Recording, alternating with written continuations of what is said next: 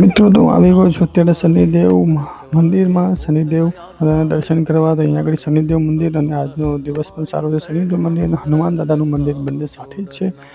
તો આજે સૂર્યપુત્ર શ્રી શનિદેવ મહારાજના મંદિરનું દર્શન કરવા આવ્યો છું. બસ આ બધું અમને એમને ચડાવવા માટે તેલ લઈ લેવાના છે. પછી એમને હાર ચડાવવાના છે. 2 હાર છે, એક હનુમાન દાદા અને શનિદેવ દાદાનું.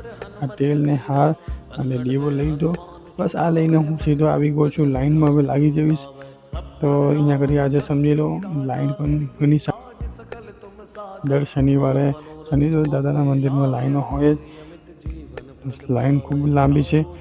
શ્રી શનિદેવના આપણે આ તેલ ચડાવી દીધું. તેલ ચડાવીને હાર ને એમને કપડું પણ પડાવી દીધું. તો બસ આપણે આગળ વધી જવાનું છે. તો શનિશ્ચરાય નમઃ. અહીંયા આગળ હનુમાન દાદા, શનિદેવ દાદા, સાંઈ બાબા ને બધા જ ભગવાનો તમને અહીંયા મંદિરમાં મળે. બસ આ આપણે ચાલતા ચાલતા નીકળી ગયા છે.